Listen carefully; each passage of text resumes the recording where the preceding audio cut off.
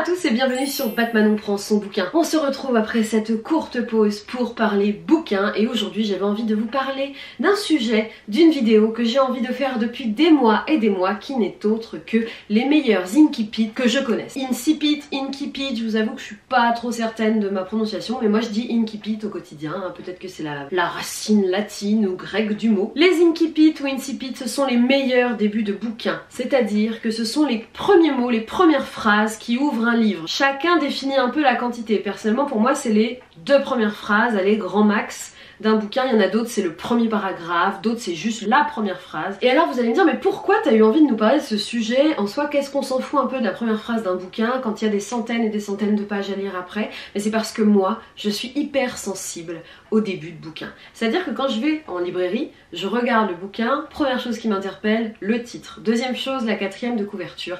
Et troisième chose, en général, je lis les premières phrases. Et alors vous n'imaginez même pas comment certains bouquins qui ne me tentaient pas plus que ça ont basculé dans le « j'ai trop envie de les lire ». Je trouve qu'on découvre très rapidement, en quelques mots seulement, le style et l'idée générale vers laquelle l'auteur ou l'autrice va vouloir nous diriger à travers son histoire. Et alors les incipits ça existe depuis la nuit des temps. Il y a même certains auteurs qui excellent dans le talent de l'incipit, à savoir comment commencer un bouquin pour que ça cartonne. Et donc moi mon truc c'est de vous en présenter quelques-uns. On parle bien du coup des premiers mots d'un livre. J'ai eu envie de vous en lire quelques-uns très connus, de livres que j'ai lus ou non, et je suis certaine qu'il y en a certains d'entre eux que vous avez déjà entendu, que vous avez déjà vu sur des t-shirts, que vous avez déjà vu sur des blogs ou sur des citations, vous savez, avec un coucher de soleil sur Google, du genre celles que nos parents partagent sur Facebook. Je vais vous en lire quelques-unes et vous donner un peu un avis. Et ensuite, deuxième partie de la vidéo, je vais aller piocher grâce à vous, grâce aux chiffres que vous m'avez envoyés, des livres au hasard dans ma bibliothèque et vous lire les incipits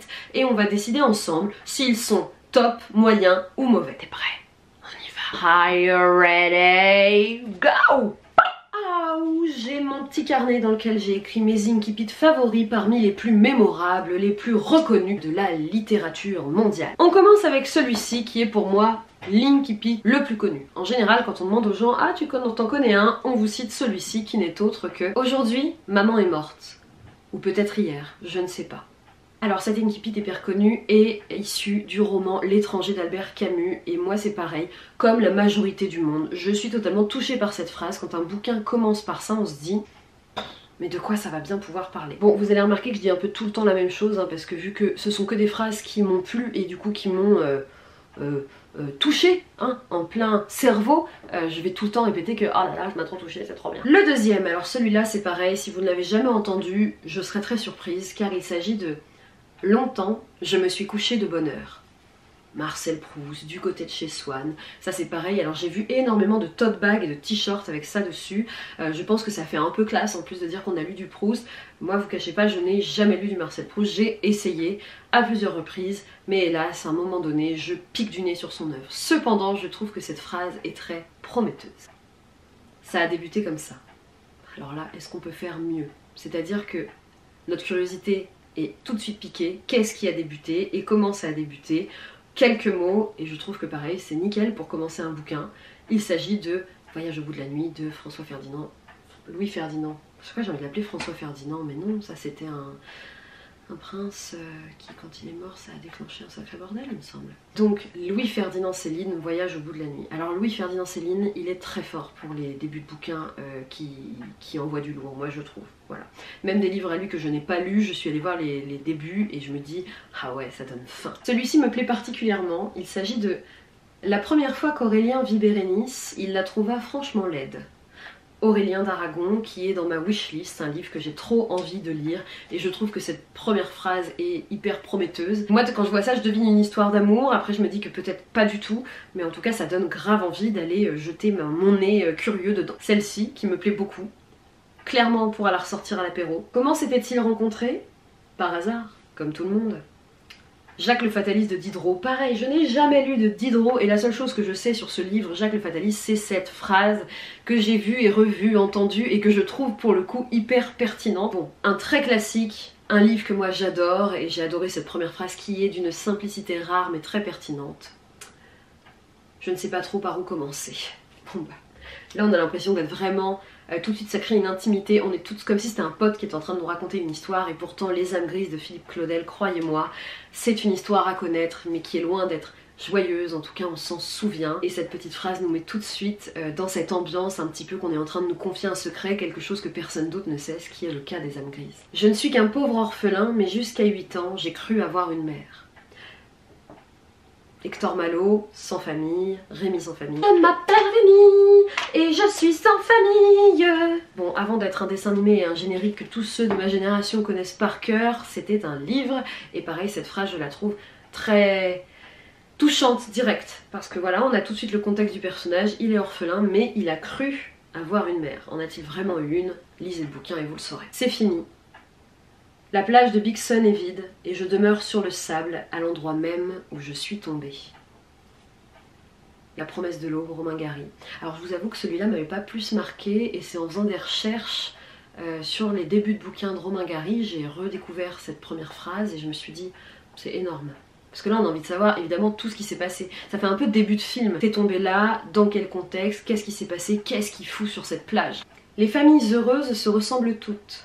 Les familles malheureuses sont malheureuses, chacune à leur façon. Idem, moi ça me donne trop envie de lire du Tolstoï, et pour le coup c'est issu de Anna Karénine, que je n'ai jamais lu. Bon, en vrai, je suis un peu impressionnée par la taille du bouquin, et puis aussi parce que je connais la fin, donc j'ai un peu moins de suspense à y aller, mais Tolstoï, voilà, il va falloir que j'en lise un, et je pense que j'irai vers celui-ci, notamment parce que cet incipit me met tout de suite la puce à l'oreille. Bien des années plus tard, face au peloton d'exécution, le colonel Aureliano Buendia devait se rappeler ce lointain après-midi, au cours duquel son père l'emmena faire connaissance avec la glace. Voilà, alors ça, c'est ce qui m'a convaincue de commencer 100 ans de solitude de Gabriel Garcia Marquez, qui est à ce jour un des meilleurs livres que j'ai lus de ma vie. Donc si ça vous donne faim, si vous avez envie d'y aller juste avec cette phrase, vous demandez qui est ce Aureliano Buendia, qu'est-ce qu'il fait devant un peloton d'exécution, c'est une superbe fresque familiale qui est magnifique, magnifiquement écrit, magnifiquement raconté, allez-y. Celui-là, pareil, très connu, très court, mais que je trouve... Alors c'est peut-être parce que l'univers me plaît, mais bon, allons-y. Dans un trou vivait un hobbit. Voilà. Qui a envie de savoir ce qu'est un hobbit en sachant qu'il vit dans un trou? Moi c'est bon, je suis convaincue par ce début évidemment de Tolkien pour Bilbo le Hobbit, que je trouve pareil phrase mythique, phare, hyper connue, et donc voilà, j'avais envie de vous en parler parce que vous voyez, il n'y a pas besoin que ce soit compliqué, qu'il y ait du grand vocabulaire ou que ce soit long. Dans un trou vivait un hobbit. Voilà. On a envie de connaître la suite, c'est vraiment magique. Et alors une dernière pour la route, pareil, très connue. Lolita, lumière de ma vie, feu de mes reins. Mon péché, mon âme, Lolita. Le bout de la langue fait 3 petits bonds le long du palais pour venir à 3 cogner contre les dents. Lolita. Bon bah ça nous donne la couleur, hein, Lolita de Nabokov, lumière de ma vie, feu de mes reins. Là on sait qu'on a quelqu'un qui est totalement amoureux, subjugué, passionné par cette personne qui est Lolita. On a envie de savoir qui elle est, et je pense qu'on va pas être déçus, parce que si vous avez une petite idée de quoi parle Lolita de Nabokov, c'est un livre qui a fait énormément de bruit, qui a choqué, qui a été censuré. Son adaptation au cinéma par Kubrick a elle-même été censurée pendant très longtemps. Donc voilà à quoi ça ressemble un incipit, un début de bouquin. Et moi je trouve que c'est vraiment un talent rare que les auteurs arrivent à nous accrocher en seulement quelques mots. Cependant, grâce à vous, je vous ai demandé il y a quelques semaines sur Instagram de m'envoyer des numéros qui correspondent à une des étagères de ma maison et aux livres présents sur l'étagère. Je vais aller les chercher au hasard et on va voir si ce sont de bons débuts de bouquins ou pas. Vraiment, je prends ça au pif en suivant vos instructions, donc c'est peut-être qu'on va avoir que des bides, ou peut-être qu'on va avoir de superbes découvertes, des choses que j'aurais oubliées. Me revoilà. Alors, vous m'aviez envoyé plus d'une 50aine de propositions, du coup j'ai choisi seulement 10 bouquins, et si la vidéo, enfin si ce concept vous plaît, on recommencera. Alors c'est très varié, ça a surtout tapé dans les premières étagères qui sont les étagères de poche. Il y en a vraiment de tout, voire même des bouquins qui appartiennent à Monsieur Ours, donc j'ai vraiment aucune idée de comment il commence. On commence tout de suite avec le tome 2 des 7 sœurs de Lucinda Riley, donc le tome 2 qui parle de Ali, la sœur de la tempête. Vous en faites pas, ça va pas vous spoiler, mais du coup, la première phrase est: je me souviendrai toujours de l'endroit où je me trouvais et de ce que je faisais quand j'ai appris que mon père venait de mourir. Bon bah coup de bol, c'est génial. Voilà, moi j'ai envie de savoir ce qui s'est passé, ce qu'elle faisait et pourquoi son père est mort. Alors ensuite, j'ai eu Isaac Asimov, Fondation, le premier. Donc ça par exemple c'est à Monsieur Ours et je n'ai aucune idée de comment ça commence. Donc je vais à la première page. Donc je prends pas les préfaces, hein, je prends vraiment le début. Alors, Gal Dornick, car tel était son nom, n'était encore qu'un jeune homme fraîchement débarqué de sa planète natale. Écoutez, moi je trouve que ça va. Je suis pas en plein coup de cœur, mais en tout cas, ça annonce déjà un personnage, ça ouvre le bouquin, on est sur de la science-fiction, déjà on a planète natale, donc on se dit oulala ça va être interstellaire, pourquoi pas. Donc je mets moyen, c'est-à-dire que ni conquise, ni c'est pas rebutant non plus. Je suis ensuite tombée sur Les heures lointaines de Kate Morton, et donc là ça nous dit, chut, tu l'entends? Toi je ne sais pas, mais les arbres oui. Les arbres sont les premiers à sentir son approche. J'adore. Voilà, je suis conquise, j'ai envie d'y aller, j'adore. Ensuite on est tombé sur Simone Weil, extrait d'une vie, donc c'est sur sa jeunesse au temps de la Shoah. Je sens que ça va être joyeux. Alors, la première phrase de ce bouquin. Les photos conservées de mon enfance le prouvent, nous formions une famille heureuse. Classique, voilà. Ni rebutant, ni génial. C'est pas mal. Terry Pratchett, la 8e couleur dans les annales du disque monde. Alors là c'est pareil, je me demande bien ce que ça va donner. Bon ça, rien que la première, enfin les premiers mots me font marrer parce que c'est... On voit tout de suite l'excentricité du personnage. Dans un ensemble lointain de dimensions récupérées à la casse, dans un plan astral nullement conçu pour planer, les tourbillons de brume stellaire frémissent et s'écartent. J'ai rien compris, mais c'est pas mal, parce que vous voyez, ça me donne envie de lire la suite. Donc oui, ça marche, c'est bien. Pas mal. Et là, je suis contente qu'il y ait eu un Daniel Pénac qui a été pioché, parce que j'adore cet auteur, seulement je ne me rappelle plus du tout des premiers mots de Journal d'un corps, qui est un de mes favoris, de Daniel Pénac. Et alors, premier mot, mon amie Lison, ma vieille, chère, irremplaçable et très exaspérante amie Lison, a l'art des cadeaux embarrassants. Cette sculpture inachevée qui occupe les 2/3 de ma chambre, par exemple, ou l'étoile qu'elle laisse à sécher pendant des mois dans mon couloir et ma salle à manger, sous prétexte que son atelier est devenu trop petit. Vous avez entre les mains le dernier cadeau en date.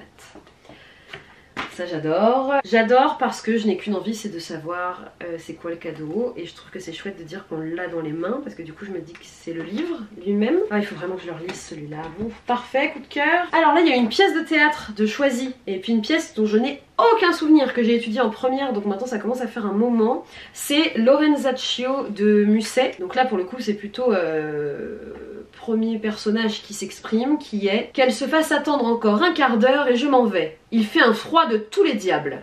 Pas mal. On est direct mis dans l'action, on se demande c'est qui elle, pourquoi on l'attend. Pas mal, je dis oui. Ensuite, alors ça m'a fait marrer parce que c'est le dernier tome d'Arthur et les Minimoys. Ça date de quand j'étais en 6e ou 5e. Et alors je n'ai aucune idée de comment ça commence parce que mes souvenirs, en fait je me rappelle même plus de l'histoire, comment ça se termine. Le soleil a commencé sa paisible montée vers le zénith et les brumes matinales se dissipent comme des soupirs qui s'éloignent. Ah, c'est joli. En fait, s'il n'y avait pas eu le comme des soupirs qui s'éloignent, ça aurait été hyper classique, genre on commence par décrire un paysage ou quelque chose, mais non, c'est mignon. Pas mal, Luc Besson, au final. Il en reste 2. Alors, j'ai Frédéric Beigbeder, celui-là je ne l'ai pas lu, Mémoire d'un jeune homme dérangé. C'est un truc qui traîne dans ma bibliothèque depuis des années. Alors là, de ce que j'en vois, je pense que je vais prendre plusieurs phrases, parce que c'est pas mal. En ce temps-là, tout était grand. Nous passions nos journées dans de grandes écoles et nos nuits dans de grands appartements. Nous avions de grandes mains, des grands-parents et de grandes espérances. Ça va. Si, en vrai, c'est original. Après ça me... Ouais, ça va. Correct, on va dire. Et donc, le dernier est Éric Emmanuel Schmitt, Lorsque j'étais une œuvre d'art. Ok, je viens de lire la première phrase en 2-2. Elle est géniale. Très courte, attention, vous êtes prêts? 3, 4... J'ai toujours raté mes suicides. Alors ça c'est quand même cocasse. Pourtant je garde pas un souvenir incroyable de ce bouquin. Je me rappelle que c'était un peu trop absurde pour moi. Mais bon, j'aime beaucoup Éric Emmanuel Schmitt, donc oui, je dis oui, pas mal. J'ai toujours raté mes suicides. Bah c'est con mon gars. c'est peut-être un signe. Écoutez, voilà pour ce concept de vidéo un peu bizarre. Si ça vous plaît, n'hésitez pas à me dire dans les commentaires. J'ai encore plein de nombres et de chiffres du coup à aller choisir. Et on se fera de temps en temps comme ça des petits tops des meilleurs Inkipit. Je voulais vous remercier d'être toujours là alors que je fais pas trop de vidéos en ce moment suite à ma vie qui est sans dessus dessous. Donc merci beaucoup toujours d'être présent, d'être surtout très présent sur Instagram. Je vous rappelle qu'en ce moment nous sommes en train de réaliser une lecture commune. Nous lisons tous Betty de Tiffany McDaniel. Si vous voulez nous rejoindre, c'est sur Instagram, vous m'envoyez un message privé et je vous ajoute à notre groupe de lecture. N'hésitez pas à me dire dans les commentaires quels sont pour vous les meilleurs débuts de bouquins, si vous en connaissez certains. Alors je vous ai pas mis tous les plus connus de la littérature, j'ai choisi mes préférés parmi les connus, mais il en reste évidemment bien d'autres, et même des bouquins qui ne sont pas connus, voire même que vous avez lu mais dont le début vous a laissé une marque indélébile en mémoire. N'hésitez pas à me le dire, je suis hyper curieuse. Comme vous l'avez compris, c'est vraiment un petit truc sur lequel un petit truc qui me fascine dans l'art d'écrire. Je vous souhaite à toutes et tous de très bonnes lectures en ce début du printemps. Voilà, prenez soin de vous, profitez des premiers rayons du soleil et on se retrouve très bientôt pour une nouvelle vidéo. Salut, ciao.